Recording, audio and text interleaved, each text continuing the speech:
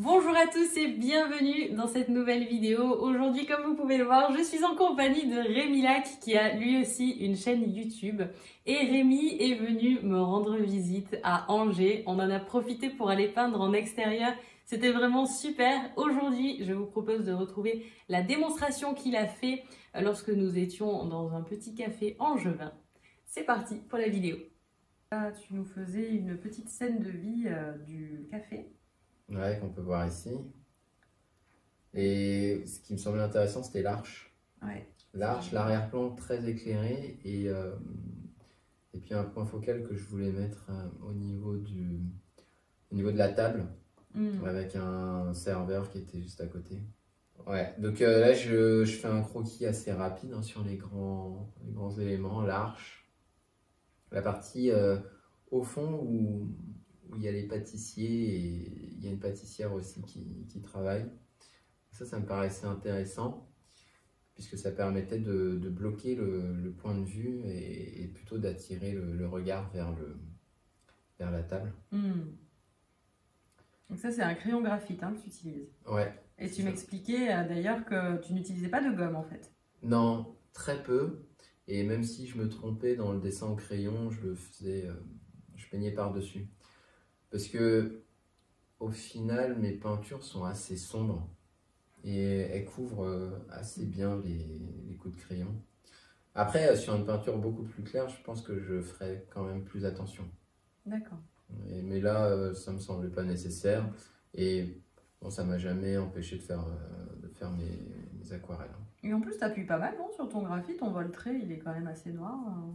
Oui, alors sur les zones qui nécessitent un peu plus de définition, comme les chaises, ça c'était, j'essaie de mieux définir la chose. Maintenant, c'est pas forcément tout le temps que je le fais. Après là, c'était aussi pour la vidéo, pour qu'on voit bien. Mais c'est pas spécialement, c'est pas systématique. Donc là, tu avais commencé la mise en couleur. Est-ce que tu peux nous expliquer comment tu as préparé ta palette? Parce qu'en fait, tes godets, ils étaient vides quand tu es arrivé. Ouais, et ben, j'ai mis de la peinture en tube. Alors c'est du Memory Glue avec un papier Canson Héritage en bloc collé 4 côtés. Et j'avais acheté une palette métallique avec des godets vides que j'ai remplis avec les tubes parce que je préfère la consistance du tube. Je trouve que c'est plus agréable à manipuler. Et comme je fais des mélanges assez forts, assez... Pimenté. Ouais, c'est ça. C'est assez vif. Ben, je vais avoir tendance à prendre pas mal de pigments et ça, le tube, pour moi, c'est parfait. D'accord. Et je prends des godets entiers plutôt que des demi-godets. J'avais acheté ça, j'avais acheté vraiment des godets entiers vides parce que les pinceaux que j'utilise sont assez gros et comme je prends beaucoup de pigments, c'est plus pratique pour moi. Et je commence tout de suite à bloquer l'arche avec un arrière-plan très légèrement coloré. Et j'essaie de travailler relativement rapidement. Mais tu te rends compte que en plein air, bon alors là c'est plutôt à l'intérieur, j'essaie de travailler quand même beaucoup plus rapidement. Ouais, donc là je mets les tons les plus clairs et les mélanges que je fais se font à partir des 3 primaires. D'accord. Donc j'utilise rouge, bleu et jaune primaire et après je mélange tous mes pigments. Ah ouais, là lui tu l'avais pas loupé. Ouais, alors là j'ai mis une grosse partie assez orangée pour définir les visages. Mais après coup, je me suis dit que c'était pas forcément une bonne idée.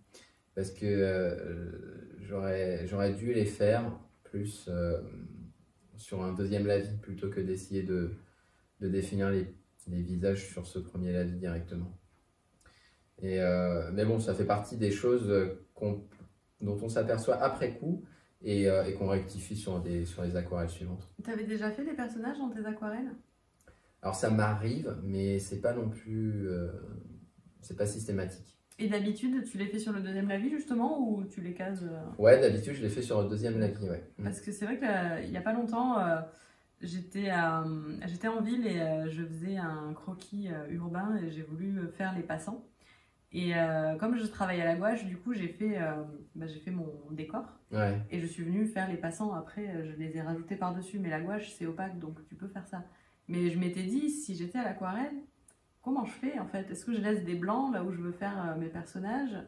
Tu vois ou alors est-ce que tu les fais carrément à la gouache et tu fais un mix média? Ça peut être sympa aussi de faire le décor à l'aquarelle et les personnages à la gouache. Parce que je trouve que c'est pas évident une fois que surtout si le décor est sombre en fait. Si le décor est sombre, après si tu veux que ton personnage il se détache, bah, c'est un peu foutu à l'aquarelle. Ouais, c'est pour ça que là, c'est de la composition. Moi, j'essaie de positionner le personnage sur des zones, sur un fond clair. Ouais, comme ça ramène du contraste. Ouais. Et c'est plus facile, tu peux le faire lors du deuxième lavis. Ouais. Et puis en plus, toi, tu les as croqués. Que moi, j'avais fait directement à la peinture. Du coup, quand tu crois que tu peux anticiper aussi et te dire, oh, bah ok, là, je vais pas repasser dessus. Ouais, tout à fait. Ouais. Et ce que tu me disais aussi, c'était que toi, tu peins que sur du grain torchon. Et je peins que sur du grain torchon. C'est super intéressant parce que c'est rare en fait les artistes qui peignent que sur du torchon. Alors moi j'adore le grain torchon, je le trouve vraiment super agréable à travailler, mais c'est vrai que instinctivement je me dirige plus naturellement vers du grain fin. Mais le grain torchon, effectivement, ça te permet de laisser ces petits blancs. Ouais, tu laisses ces aspérités là, ouais. C'est vrai que c'est chouette. Et ça c'est sympa parce que c'est une façon de réserver tes blancs. Ouais, c'est ça, tout à fait. Et en plus, ça c'est impossible, tu vois, sur la partie la plus sombre, les petites pointes blanches, c'est impossible à reproduire si tu veux le faire de manière minutieuse. Ah oui, oui. Bah, c'est clair. Ouais. Là, tu faisais ton ton le plus sombre pour le plafond. J'ai vraiment adoré le contraste qui s'est créé quand tu as peint le plafond, où ça a créé un cadre dans le tableau. J'ai trouvé ça super. Et d'ailleurs, c'est aussi quelque chose, je me suis aperçu de ça lorsqu'on a peint, c'est que il ne faut pas spécialement chercher à faire une peinture finale quand tu peins à l'extérieur, en plein air, hein, que ce soit en intérieur ou dehors. En fait, il faut surtout chercher à capturer l'instant. Oui, et d'ailleurs, justement, ça me fait penser à un jour, il y avait quelqu'un qui me disait que j'arrêtais pas de parler de croquis quand j'étais en extérieur, mais que finalement, parfois, c'était trop abouti pour pouvoir être qualifié de croquis. Mais je trouve que justement, le choix des mots et le terme de croquis, bah, ça rejoint ce que tu dis, tu cherches pas à faire une peinture finale, tu cherches juste à capturer une émotion, un mouvement. Et d'ailleurs, par rapport à une photo où on fige un instant T, quand on peint une scène de vie comme celle-là, c'est pas un instant T que tu as figé, en fait, c'est notre matinée qu'on a passée dans ce café. Parce que le serveur, il n'était pas là au même moment que la personne sur la chaise, au même moment que la personne de l'arrière-plan. Et du coup, finalement, tu as recréé une période de temps beaucoup plus longue que le simple moment que l'appareil photo il capture. Et ça, je trouve que c'est génial. Et je pense que ce que je ferais, c'est que peut-être que je referais une peinture un peu dans ce style-là, mais en studio, à la lumière de ce que j'aurais ressenti à ce moment-là. Ah oui, utiliser ça comme point de départ pour un tableau. Comme point de départ et non pas la photo. En plus, j'ai pas pris de photo à ce moment-là, mais j'utilise la peinture et ça me remémore à ce moment-là toute cette phase de peinture, plus toute la situation qu'on a pu vivre à ce moment-là dans ce café-là. Et m'en inspirer pour faire soit d'autres intérieurs, soit refaire ce même intérieur-là. Et tu pourrais même peindre ce tableau en écoutant Serge Gainsbourg. Ouais, voilà, c'est ça. Qui nous a accompagnés pendant toute la peinture. Donc, tu as remémoré le point initial de ce tableau et la javanaise. Donc là, comme c'est un arrière-plan, comme c'est une zone sur laquelle je veux pas qu'on attire trop l'attention, je travaille dans l'humide et j'essaie de définir très légèrement l'arche sans que ce soit complètement sur du sec, quoi. Et ça, c'est vraiment un parti pris, le fait de l'avoir fait d'ailleurs aussi sombre, parce qu'en réalité, elle était plutôt claire et lumineuse, cette arche. Mais si tu l'avais fait claire et lumineuse, tu n'aurais pas eu ce contraste de dingue. Ouais, voilà, c'est ça. Vraiment beau. Donc c'est vraiment un choix que tu as fait de t'éloigner de ce que tu avais sous les yeux pour le bien de la composition. Et d'ailleurs, le choix de tes couleurs, c'est pareil, parce que on était dans une dominante de beige dans cette boutique, et toi, tu es dans une dominante beaucoup plus grise. Donc, tu as changé l'atmosphère. Exactement, ouais. Mais par contre, je reste quand même sur du gris un peu chaud. Sur du gris chaud. Ouais, là, parce que on avait une ambiance assez cosy, assez chaude, ben, c'est quelque chose que je voulais retrouver. Et est-ce que tu peux nous parler de la façon dont tu as simplifié les lieux qui étaient quand même super complexes? Il y avait des tables de partout, il y avait des meubles de partout, des gens qui passaient, qui allaient et venaient. Comment tu as fait pour choisir ce que tu voulais mettre dans ce tableau? Bah, d'abord, j'ai réfléchi à ce sur quoi je voulais attirer l'œil. Et à partir de là, je construis le reste. J'essaie de cadrer tout ce qui peut participer au fait d'attirer l'œil sur le point focal.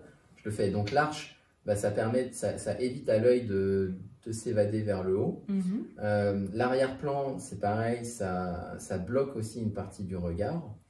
Et après, bah, du coup, il ne reste plus que la table et les chaises que je voulais mettre en avant.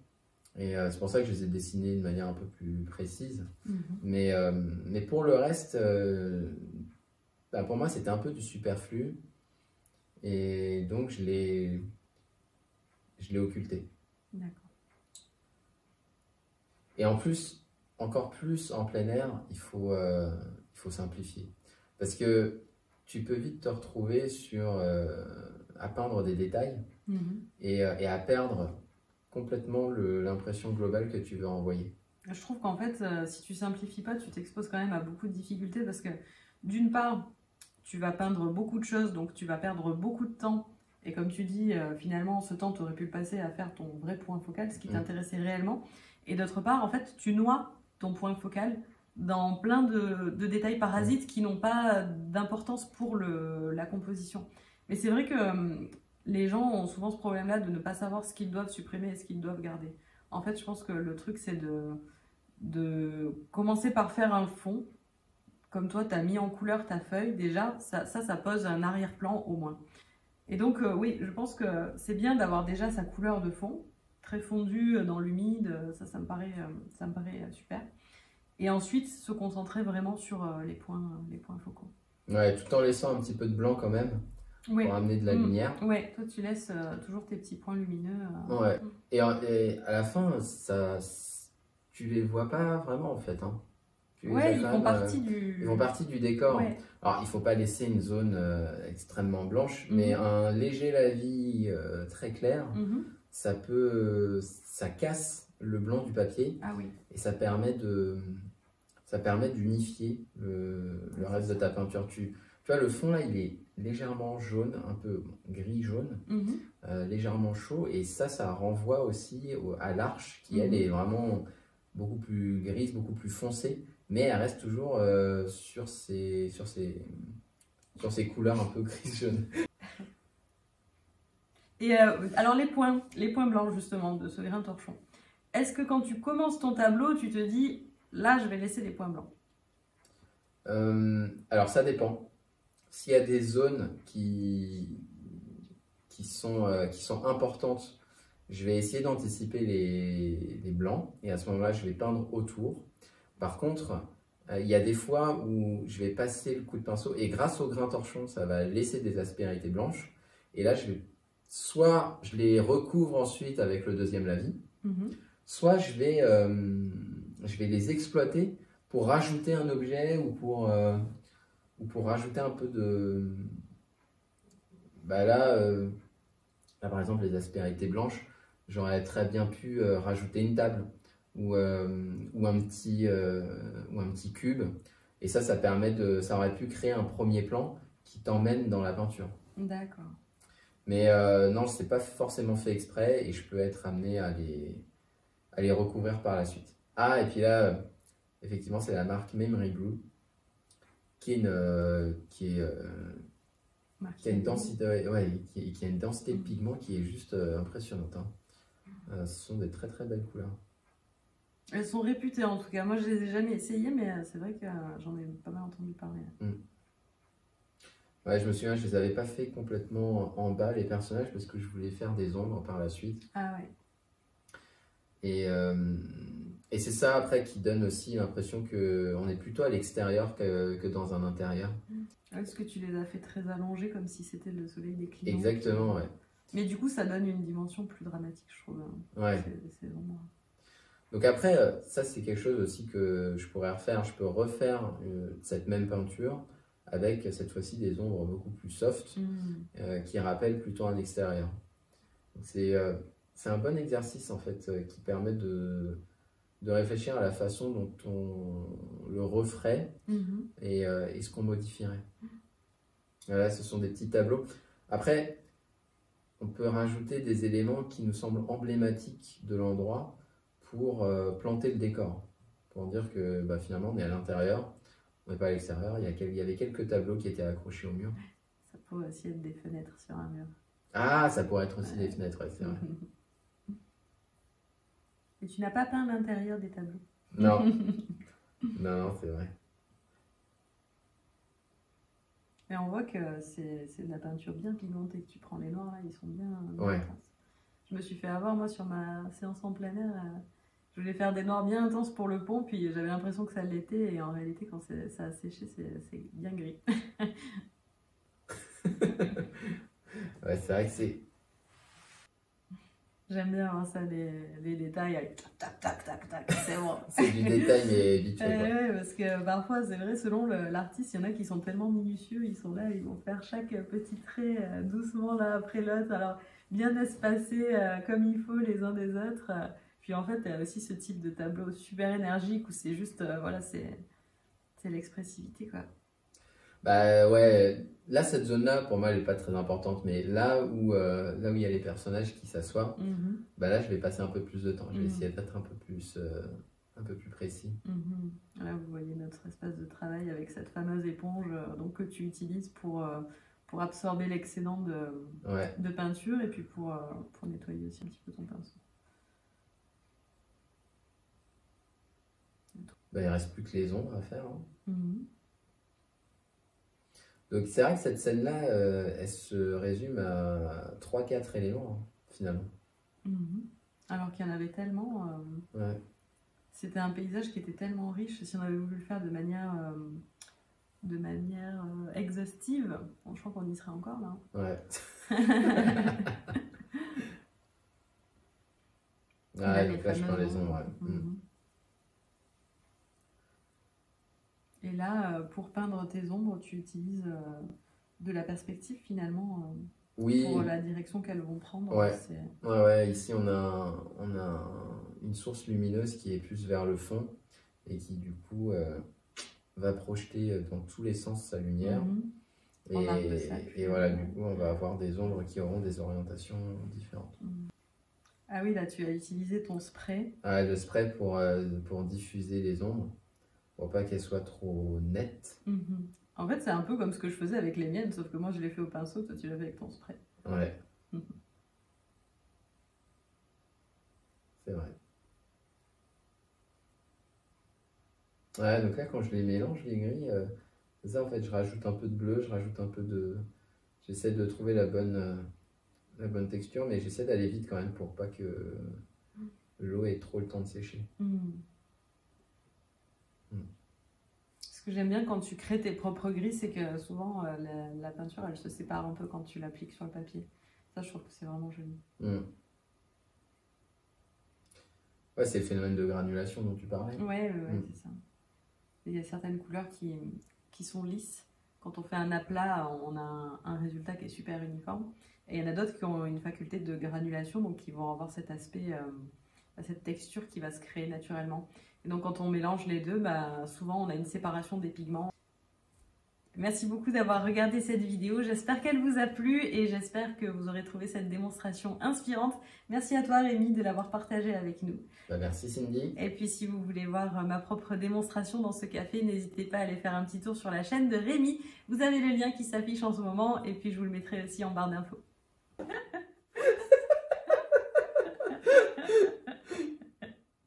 Là, on avait un serveur un peu beau aussi.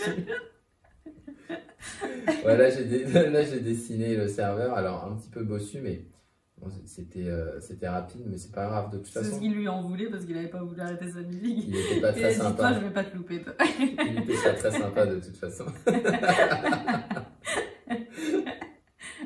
Minou a été très sage aujourd'hui. Il nous a accompagnés et il a regardé, il a appris aussi, pas vrai? On a beaucoup appris. Bah oui.